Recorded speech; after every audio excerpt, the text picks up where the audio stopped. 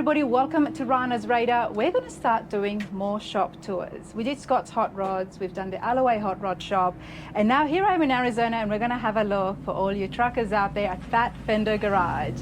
I've seen the name, I met Jason at SEMA and I was like, we need to check out the shop, see what's going on and learn more about Jason here at Fat Fender Garage.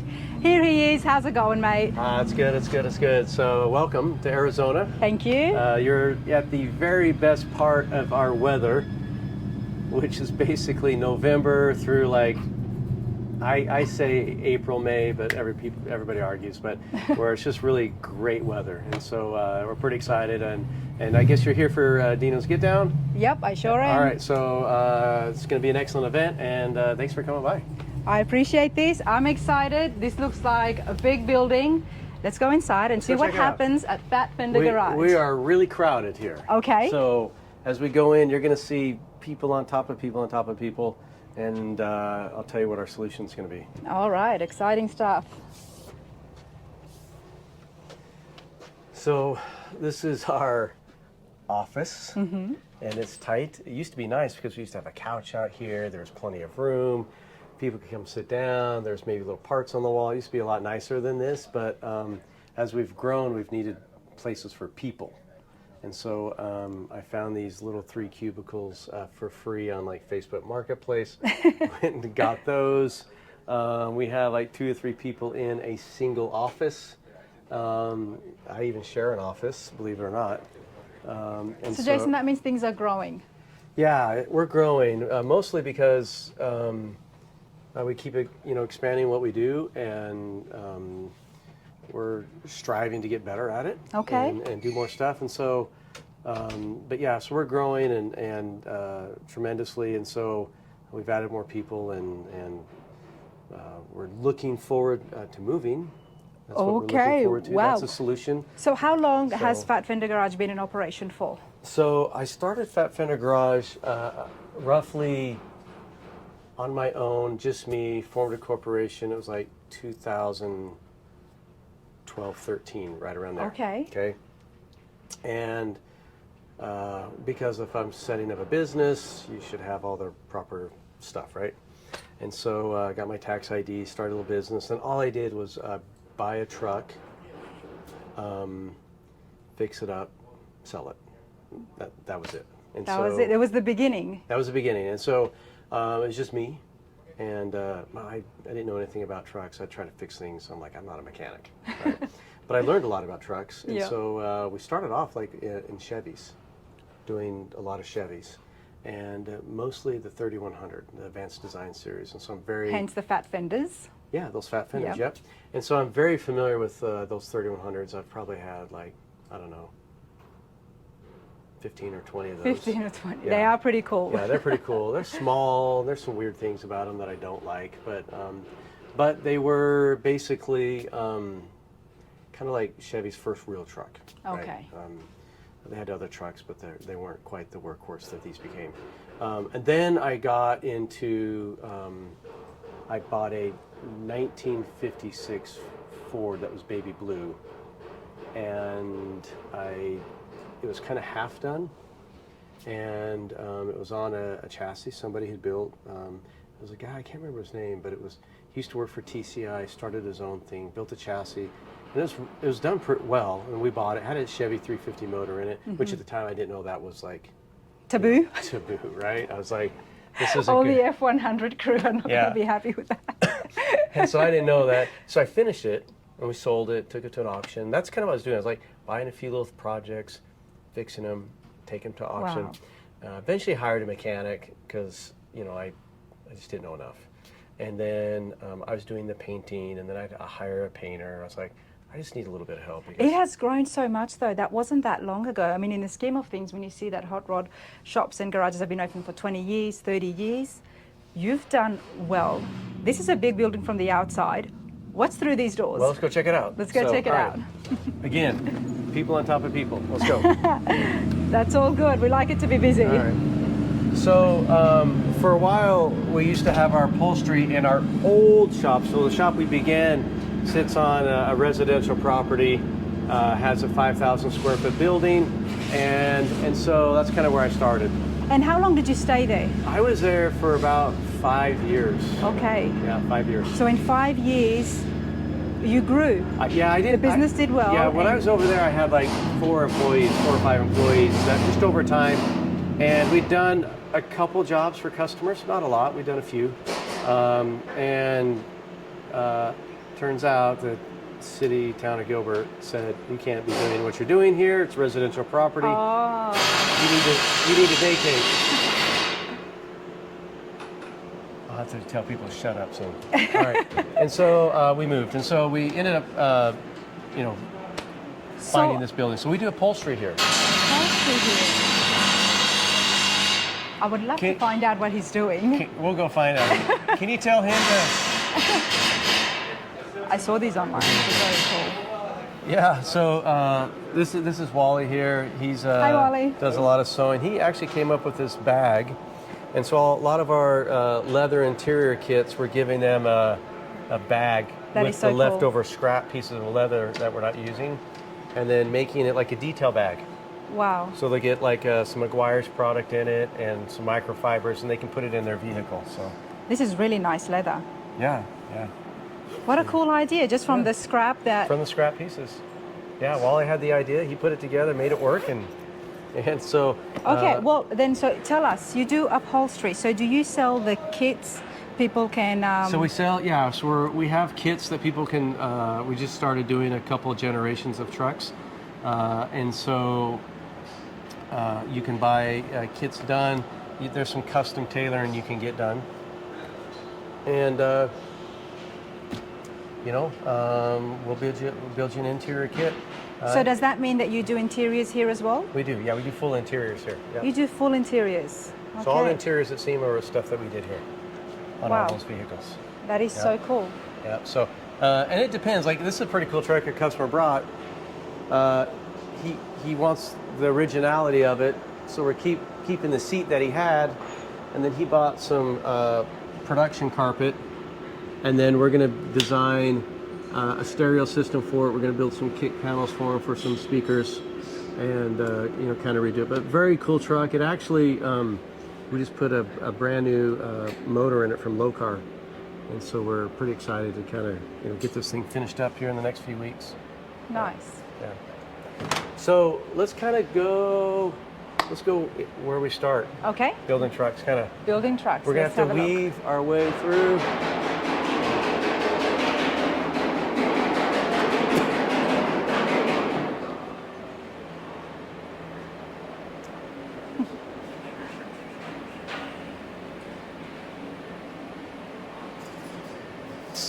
I hope you guys enjoy this. I sure do. It always gets me excited coming into the shops and just seeing things in action and seeing that the trucks are all apart, because we always see them when they're all done up, but this is where it happens.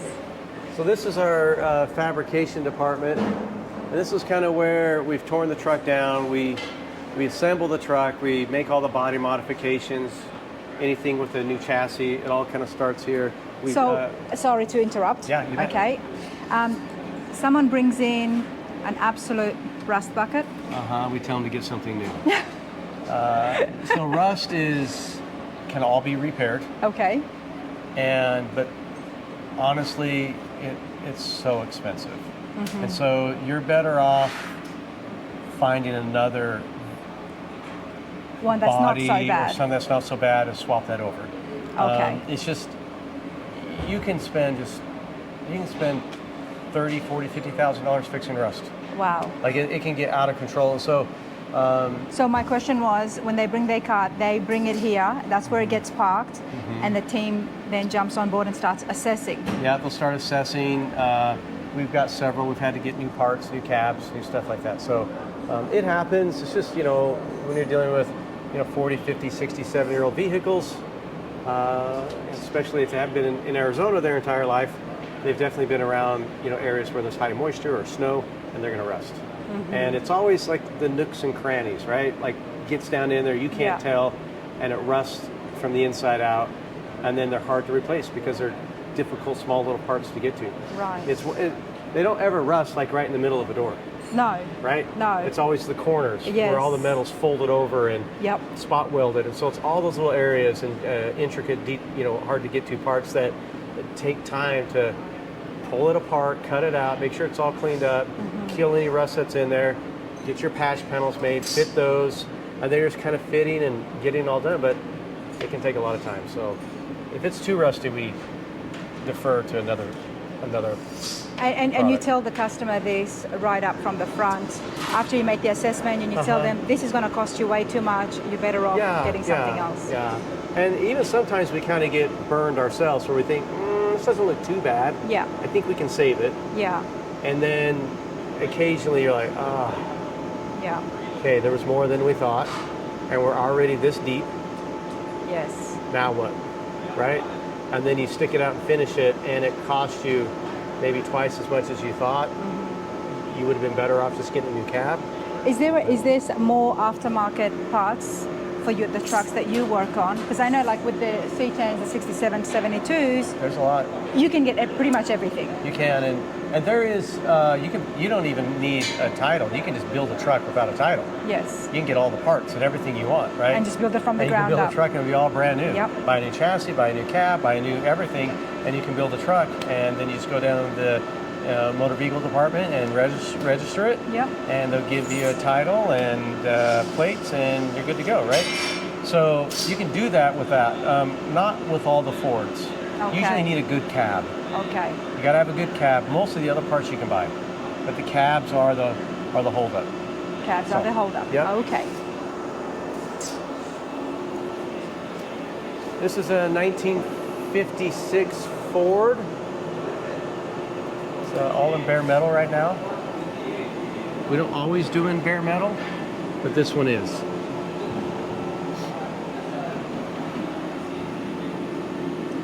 It's a Gen 2 Coyote motor. We've got some billet valve covers and of course the Borla stacks on it. So I love cars in bare metal. I don't know, the trucks especially, I love it. Yeah. So is this the work that you have done, or are these new pieces? What's new and what have you done? All this is original metal. Wow, okay.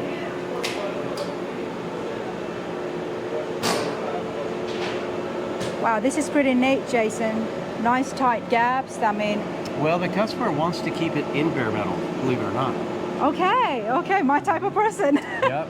And we're not going to actually do any body work or any paint on it. Okay. So it's been, getting all the metal straight and clean.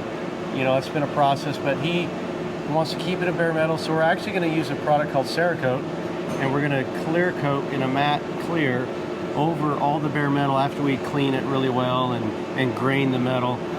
We'll spray it with Cerakote to kind of give it a little bit of protection. It's going to look pretty cool. I have seen one other truck in absolutely bare metal, and it looked mean. It looked good. Yeah, it's going to be unique. He really wants it to be pretty, like, period correct in a lot of ways, but also that old school motorcycle bobber style with all the bronze and stainless and brass and all that kind of mixed metals. That's what he's looking for on this. So we might assume that he might put a motorbike at the back of this on the bed. He might. He's a bike builder, and so he's made a lot of his own decisions and carefully chosen a lot of the metals we're doing on it. This is pretty cool work you guys have done here. Wow. So this basically is a lot of the fab that happens here. You can see they're fixing. Sorry, I'm just being nosy. This is pretty cool. Yeah, well, we keep track of it here. We also keep track of it digitally, but this allows those guys just kind of real quickly look at something. Occasionally somebody needs something to do. Yeah. It's easy to come over here and just assign someone. I noticed you had a few boards up. That's pretty cool. Yeah. This is a panel truck. They're fixing some rust right here, so they're working on getting that fixed up.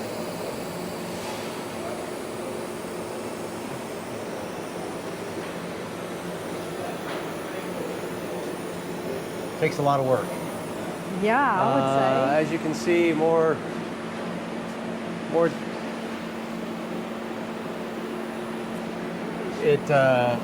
This actually be really cool. This was an original. This is a truck that their family had that is. They were delivering furniture with when they had a furniture company. Oh, wow. And so now they're restoring it and turning it into kind of a hot rod truck, and they kept it in the family. But this is new metal. The doors are new metal because it had some struggles, damage. When fixing the rust, I mean, my small knowledge is that, you know, you obviously sandblast it as much as you can. What else is going? Are we putting new panels, new pieces? So when you put this blue dye on it, and then you do a light sand on it, you see how it kind of shows all the low spots? Yeah. Because you sand all the high spots off, and so it lets you know that you're getting your metal, you know, flat and true, and then you know that you have some low spots here, and so you try to hammer and dolly these out if you can get to them. You can cut out and you can weld it. Or you can maybe try to use a stud puller to kind of pull it out if you can't get to it. So you try to get it as smooth as you can before it goes to the body shop. So once you do your initial sanding, this dye goes on, and then you sand again, and then the places where it's still blue will obviously show you where there is indents. Yes. And that's the places that... And we're just lightly sanding it, because what we don't want to do is thin the metal down. Yeah. Because it's already fairly thin. And so that's just, you know, it takes like a 220 sandpaper just to see what we need to do to get it closer. Wow, this is cool because these are such small parts, and you know, to the naked eye, it just looks flat and everything. Yeah. If I got rid of all this, you would hardly even see that. Wow. But you can tell there's just a tiny little scratch or something happened over the years, and so you know it's small enough that you could almost just mud over that and it'd be fine. But we'll try to get as close as we can. Very cool. Such attention to detail. Where does that come from, Jason? Well, it comes from doing the job right. You have to focus on the details, and so if you don't, then they don't really look as good as they should. All of these trucks or cars or things that you see built, the ones that are like really top tier, is because they hyper focus on the details, and so you have to have a little bit of a perfectionist mindset. That there's a saying that from 20 years ago that I heard, and it is perfect is close enough, right? It's just perfect as it. Yeah. Then we always tease on the other way, flip side of looking at it is close enough is perfect, right? It's close enough. That's right? close enough. So it just depends on how you want to look at it. Yeah. There's two sides of the coin here, right? And so sometimes close enough is perfect, right? It depends on the customer, it depends on his budget, it depends on a lot of those things.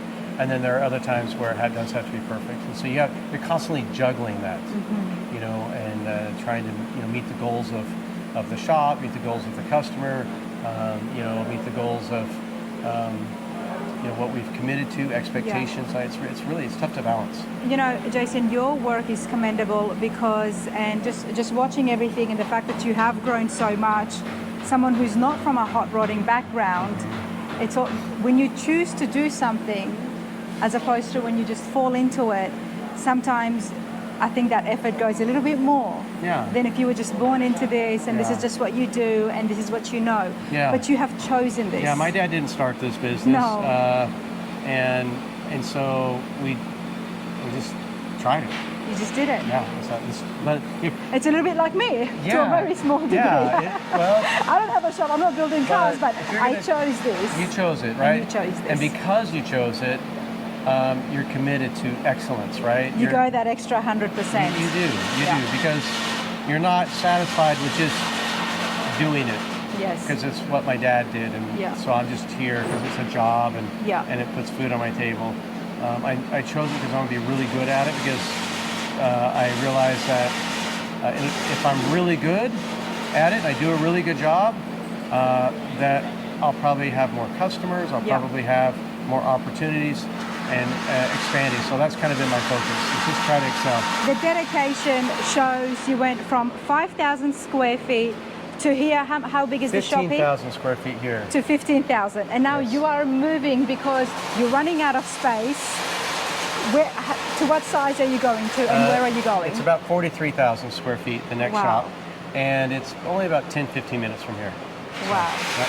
So let's talk about some of the technology and some of the work that you do here. The fact that you do have an interiors place, that's huge. I mean, so many shops send interiors out. Yeah, they do. But you do interiors here. Yeah, the reason why and we'll go take a look at some of the 3D printing. We'll walk over there and look at that. So maybe we'll, we're going to quickly roll through the body shop. Okay. And then kind of roll back through here, and then we're going to hit some of the technology and stuff. Okay. Let's do that real quick. So if that's the body shop, then what do we call here? So this is our fab shop.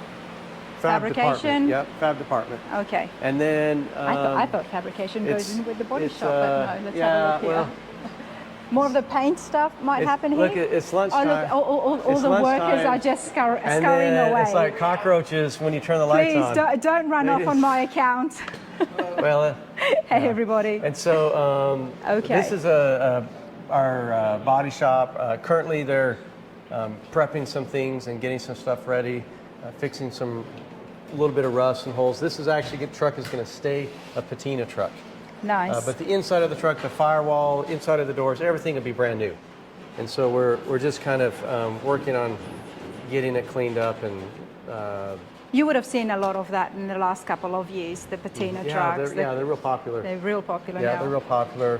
I'm not like a all-in patina. I like, if it's a nice patina, I'm okay. But then I don't want to, when I'm inside it, I want it to feel exactly. They're my favorite patinas as well, where they look all rusty and cool on the outside, but you've still got all the creature comforts on the inside. Yep, exactly. What's up? That's tomorrow. Dino's is tomorrow. Setup day today. Very cool. How long you been here for? 2 years. 2 years. Yeah, it'll be 2 years by the end of the month. So, yeah. You like trucks, I'm guessing? I like trucks. I like working on cars better, but I do prefer the look of trucks. But cars are a little bit easier than trucks. Cars are easier than trucks. In my opinion. Yeah, I think in some ways they are, because you usually have 2 doors and a hood and a trunk lid, right? And it's all one thing, right? There's a lot of parts and pieces to make all this work, so alignment is tough. Yeah, and like beds, you have the insides of beds, you have the outside of a bed. That's why the Ring brothers always do cars, because it's easier, right? It's easier. Hey, this is pretty cool. The fact that I started my first project on a truck, I love that statement. I love that response. So when I get to a car, I should be a professional. There you go. You will be. Thank you. Yeah.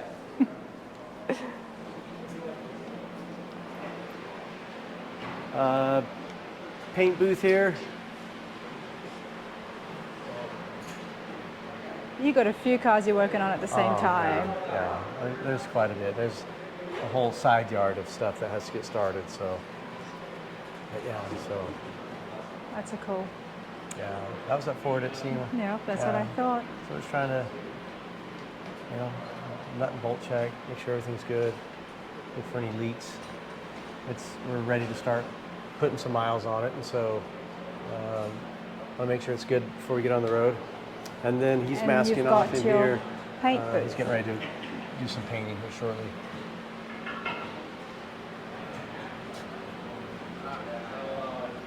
One-stop shop. Yeah. It's easier that way. Actually, I lied. It's not easier that way. It's not easier. Why? Well, it'd be nice if I could just drop the truck off and have the upholstery done. Yeah. And then drop it off and have the paint done, and everything was perfect, right? I wouldn't need as much space. I wouldn't have to manage as many people, yes, right? but then you would have to answer for other people's work. That's the problem. And that's why I'm doing what I'm doing, is because the quality of work and what we're trying to accomplish and achieve isn't always translated to another shop. Like upholstery, I always found out with upholstery, I'd be like, I drop it off, and then it sits. And then it sits. At least you know if it's here, if it's getting work on it or not, and you control it. I can tell them, work on this right now, and they will.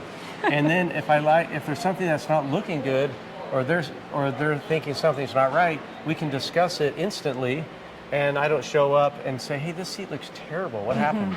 And then It's more work initially, of course, but it does help things in the complete build of the car, because you've got interiors here, body shops there, you've got fab there, you've got paint booth. It's all here. You've got your eyes on everything, on how something's going, and I think customers would appreciate that. Yeah, because it, you know, and there's times that we come out and I've designed something, upholstery or whatever, and they'll make me a sample of what I think it should look like, and they'll make it, and then I don't like the density of the foam. I don't think the stitching was right. I don't think the shape of the stitching was, maybe it's too close together. Maybe I want a thicker foam because I'm not getting the look. So there's a lot that is sometimes you don't know until you see it. So do they bring you renderings most of the time, or do they rely on you to help design the interiors? So I work with them on the design. Okay. And then I also get some help with design on interiors. There's a couple guys that I'll reach out to. And then I'll oftentimes sketch up the design. So you can draw? A little bit. I'm not like amazing at all. But I can sketch up enough to give these guys an idea of what needs to be done. So I'll sketch all that up and then they'll go from there. Or I'll take photos, right? I'm like, hey, I like these little things in this seat from this car, but it'll only be like one piece of it that I like. And so there's really not a lot of new designs. It's just taking pieces of designs and blending them together differently than something else that seems like it's a new design. But it's just, you're just taking 5% of this seat, 10% of this seat, right? And you blend it into something else. To make it your own. To make it your own. So it seems fresh and new, but really you've just taken all the other ideas that you've seen. So. You're too honest for your own good. So, well, it's just the way everyone's doing it, right? So.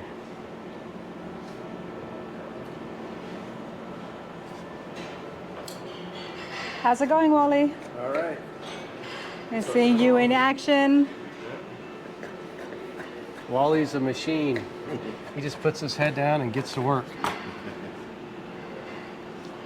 Great idea on the bag. What's that? Great idea on the bag, yeah. Yeah, I mean, we had a lot of leftover pieces, so I figured we could do something with them.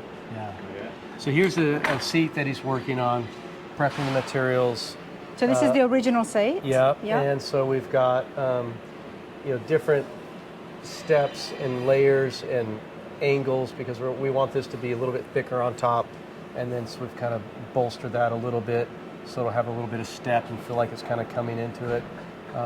This will be, we decided perforated up here. Is that what we changed? Yeah. So we have some little perforations in here, panels, and it goes back to perforated up here, and so there's a little bit of perforated right here, and so there's a lot. These seats are probably close to one of the most complicated seats that we've put together. Because you are having different padding all around it? And different types of choices of, well, not types of leather, but different perforated, and there's actually a different color that goes through here, a gray color. And so there's just so many different pieces that will make this whole thing. The cushion. Oh yeah. Pieces there that we had to sew together. Yeah, so you can see there's 1, 2, 3, 4 pieces just to make 5, just to make this right here. And then we've got the perforated here. Then you got a single top stitch, and then you got a French seam, and so all of that, this can take, 5 hours. Yes. Right? And then it just laying it all out and get it to lay perfect. Wow, I like and that. Then you'll have, and then this will actually have like a little strip that comes right down the middle. Wow. So with custom interiors, it's not like obviously it's not a seat cover where it slides in, especially individual pieces like this. Well, is that stitched into the seat? Or? No, this will all eventually be a seat cover. Okay. Okay, so eventually this all gets sewn together. And then like we a sleeve. We'll put it in and put the clips around it and pull it tight.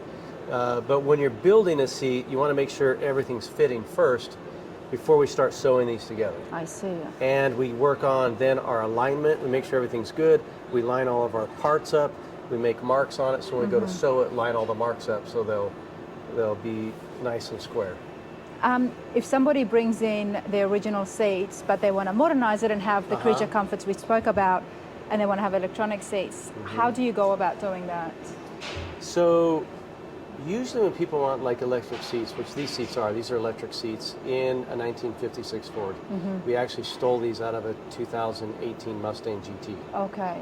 So It's always the case of getting different seats. You cannot convert. you can convert. Okay. There's a lot of, well, not usually to electric, but you can add things like heated and cooled seats. You can do things like that. But adding power sliders and stuff. Sliders, yeah. That's something you're just looking for a seat that already has that already. That's much easier. And so bench seats and things like that, you'll generally. Is there sliders for bench seats? I'm asking for my own personal use. Everybody. Yeah. Bench seats have sliders on them. Okay. We actually will. And the whole bench would slide forward the and whole back. Bench, yeah. Yeah. So that's usually how every truck is. Okay. Yours probably does that. What do you have? Oh, it's a 72. That's the original one. Yeah, so it'll slide. It'll slide. Okay. But if I wanted to have that electric, then. You got to get, and I don't know that there's an electric bench that I've seen. Okay. So that'll be the struggle. Yes. And somebody on YouTube will correct me, I'm sure, if it's different. We won't sway off topic. I won't be talking about my truck. There's a million things going in my mind. But this looks pretty cool. And even though there is so much work involved, look at the end product, just having the different types of stitching all lined up. Yeah. It gives it a good look, doesn't it? Yeah, these will be really cool. Wow. And you've got a bench right here. Yeah, there's a bench right there. That's for another project. We're just waiting for some more leather to show up. We didn't order quite enough, so more gray leather. Is that what it is? More gray and a little bit of brown. Yeah. So this is a bench you've actually made yourself. So this is a bench seat we purchased. Okay. And we're getting more into purchasing a bench seat because I like to have it mostly foam, and a lot of the old seats will have the old springs and stuff in them. Yes. And they're very bouncy. So if you go over bumps, you kind of like you're sitting on a trampoline. Yeah. And so, we're going. We buy these seats ready to go for us from a company called Snowden, and so they sell us the seats with just the foam, and then we take it, put our own covers on it. And so it ends up being less money to do that than it is to. I think I know them. Did they have the 55 Chevy, the blue one? I don't know. It's Chris Snowden. He does a lot of upholstery and a lot of trucks. So okay, maybe not. You might have recognized that name. The name definitely rings a bell. Yeah. Okay, let's continue along. Well, let's go look at some fun stuff. Let's go look at some fun All stuff. right. This is all fun, Jason. I don't know what you're talking about. I could sit at each section of the shop and have a million questions, but we'll keep walking. All right. Well, we're gonna. So a lot of boxes here. What's all these boxes? A lot of boxes. So a lot of this is parts for projects, chassis, different things that we're working on. There's fuel tanks and wheels and tires, and then a lot of retail, stuff that we send out. So a lot of the things that we do here over the years, we've come up with and designed parts that work for us. And so then I was like, well, if it works for me, why wouldn't it work for someone else? So then you started selling them. So we started selling parts online. Very and cool. Created a website and started doing all that. So that's a whole nother, we have a couple different parts of our business. We don't just build trucks, we create parts, design parts, sell chassis. So there's a lot going on. Okay, so what are some of the parts that gets made here at Fat Fender? Let's have a look. Well, now I can see why you need a bigger space. Yeah. So we will do a lot of 3D printing designs. You can look in here, there's a couple parts. These are some defrost mounts for 53 to 56 pickup truck that will fit a regular hose, AC hose. The original ones were actually too big of a hose. They had a much larger diameter hose that goes on it. And so we're just recreating the factory ones so they work well, but also we can put a regular hose on it for our Restomod AC kit. So it's creating the part for us right now. Sometimes we'll prototype parts in here and then we'll create them. So if you take a look right here, this was 3D printed initially, and then we send it out and have a company machine this for us. Okay. And so you make the prototypes, when you design it, put it into the machine, Right. it makes the one, and then you can take it somewhere to mass produce it. Yeah, which so we makes have a sense. couple Wow. of companies that make it. These are some parts that are 3D printed here and are parts. Okay, so what are these? So these are, if you would, you know, like Airlift or AccuAir, they have those controllers. Yep. This mounts in here. Oh, And then we cool. got a hinge, you can mount it to the bottom of your dash, and you can flip it and hide it under your dash. Oh, I love so that. it's not exposed, or you pull it out as needed. And so it's not sitting on your seat with a cord, and it's not on your dash. Yeah, so you can't see it, but Because it actually flips. yeah, it's an older version, but this is kind of, you know, how it mounts here. It would mount to your dash right here, and then flip out of the way. Wow. And so it allows something that isn't very attractive, or you don't need it all the time, you know, to tuck it out of the way. And then if you go to a show and you're done, you just put this out of the way. And So with that mechanism, I'm absolutely loving the creativity behind it. Can you do that with other parts in order to hide them using the same kind of... we did. So like these are other parts. Is this like a Holly? That's for the original Phytech. Okay, so yeah, so we've made these for a couple different ones. Like a new Phytech controller, or Holly has a controller, and we've actually done the exact same thing, made them out so they can just put their controller out of the way. So you could do that with maybe even cup holders. That's the older Phytech. Yeah. I suppose you could. We haven't tried it. Or a phone holder. I mean, Yeah, that's phone holder. You could do phone holder, yeah. cup holders. Yeah. So Pretty some cool. people come with the ideas and they're like, okay, we'll make it, and then we'll just put it up for sale after we make it. So we'll 3D print stuff here. We have a 3D print stuff here. You can kind of take a look. This is a resin printer. 3D Yeah. printing always fascinates me, everybody, and Me too. we can see the part there, but definitely at one time there was nothing there, and as hours went by, you started seeing it get built up. Yes. How long is this taking? Because it's almost finished. Yeah, it's almost finished. It's not quick, just so you know. No, it's not. It looks like it still has like an hour left, but I mean, it's probably been 24 hours. 24 hours, yeah. So it just takes time. But it's pretty cool because in 24 hours, this machine has been building this part. It hasn't been sleeping, as a worker might have to sleep and take a lunch break. Yeah. In those aspects, 3D printing always fascinates me, so Yeah. that's pretty cool. Yeah, so it's the different types of printers. In our new shop, we actually have a 3D printing room Okay. indoors. Well, we are going to have to check the new shop out as well now.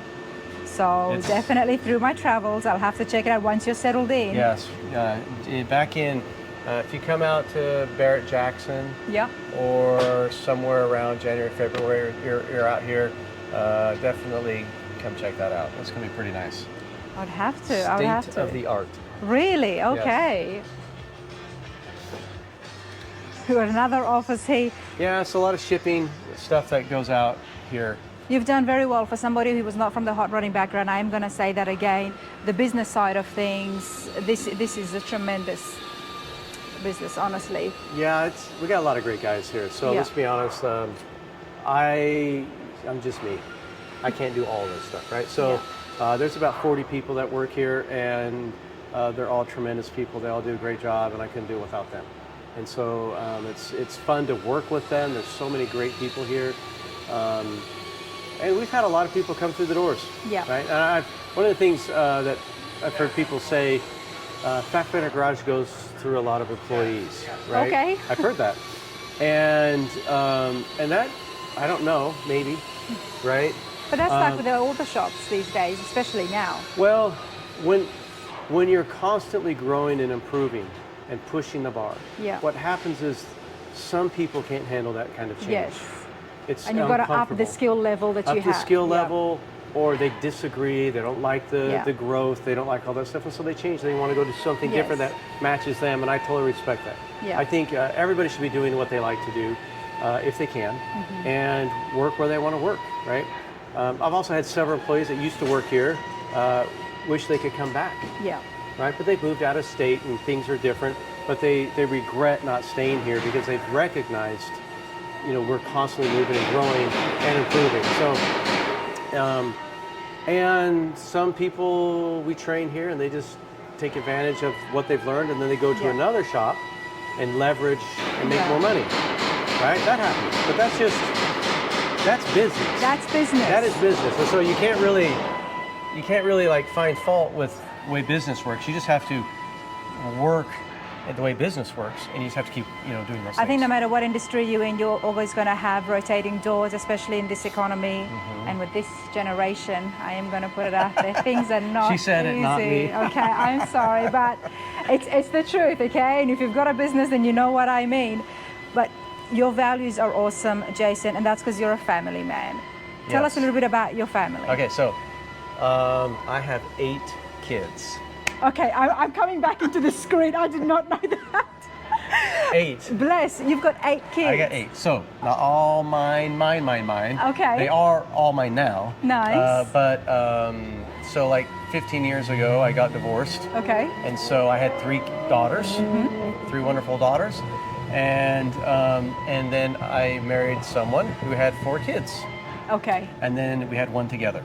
Oh, that's And beautiful. so luckily it happened when everyone's kind of young enough that everyone gets along and is family. And So you definitely have got 8 kids. Yeah, You've we got a got 8. house and Yeah, we've got- the youngins yeah. and so that our is youngest amazing. is 11 now. Nice. And so in 7 years he'll be old enough to go do whatever he wants, right? So I just got to survive the next 7 years. Oh, wow. I was not expecting that. I was going to say, how is everything, obviously, with the missus, the transition growing, and now you're moving to another place, but... Well, my wife just started to work in the company almost 2 years ago. Oh, awesome. Where is she today? She's home working. She works from home. She works from home? Yep. Okay, but she does She the does not want to admin stuff? She doesn't want to come down here and work. Fair enough. So she's a mom. She still wants to be a mom. She still has like things to do at home she wants to do, but this gave her the freedom and opportunity to kind of work from home. Yeah. And then also work in the business.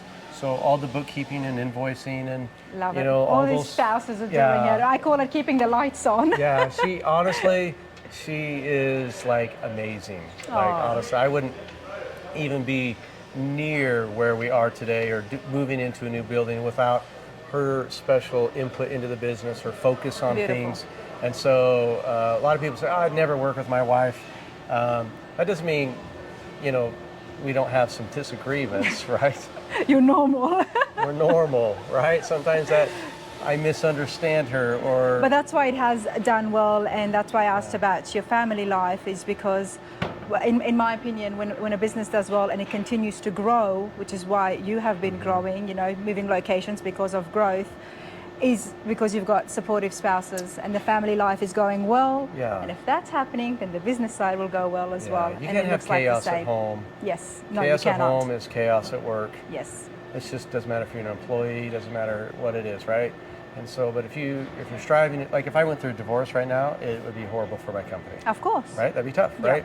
And so there's a lot to running a business, as you know, and that is also running a good family, a good economy at home. Yeah. Right? You have to have that. And so that's why when I go to events and things like that, like I don't go party, I don't go do any of those things. Like for me, it's I came to work, I'm here to work, Yes. This is what I'm focused on. And I always want to make sure that I'm at the right place at the right time, Yeah. not doing wrong things, right? So maybe that wasn't me 30 years ago. I've learned some things over the years, and I've made those changes in my life, and so I love that. It's been fun, and we love what we do, and I don't have a lot of kids that You don't have a lot of kids? want to do what I do. Well, I have a lot of kids, but I don't have any that really want to do what I do. Okay. So it's just kind of me and my wife, Jen, and so we have a good time with And it. that's okay, It's okay. Yeah, it's you fine. didn't follow in your dad's footsteps. You did your own thing. And it's nice that the kids are going to have the freedom to do that as well. They are, yeah. Hopefully They've all they'll got succeed their too. own personalities, their own thing, and Yep. we don't force them to, you know, if they need money, Yeah. we can say you can always go down to the shop and work And and work clean. and earn, yeah. And then they, you know, they rethink it. How bad do they need money? But or they find some, you know, they'll get a job or something like that. But yeah, so it's good. Yeah. Love it. Absolutely love it, honestly. With any time when you're doing something that you're passionate about, you know, go for it. If you have never done it, it's never been something that you were exposed to, doesn't matter. Yeah. If you want to do it, you put the work in and it Yeah. pays off. And Fat Fender Garage is a beautiful example of that. Thank you for coming by. This has been so fun, Jason. Tell me, what is, obviously it's you're moving, but let's finish this off. What are you most excited about besides the new location? Is it a car you're working on, something for yourself? Or? So what I am most excited about the new move, other than, you know, some space and organization, which will just be a result, I'm actually excited to work with a friend of mine Okay. on a daily basis called Nate Porter. He owns Porterbuilt Fabrication, and he has chassis that he's been building for us and for other people, and he's moving in with me, and we're going to be teaming up and partnering up, and so I really look forward to having him there with me, becoming eventually one, and seeing what we can do together. So I'm excited. That is about awesome. So then you get to see the chassis get built for the cars as well. Yep. Yep. Love that. That is awesome, and I wish you all the best. Thank you. And we're going to have to check that place out, and that's it. But hey, this has been fun. Thank you. Thank you for coming. Thank you so much, Jason. Okay.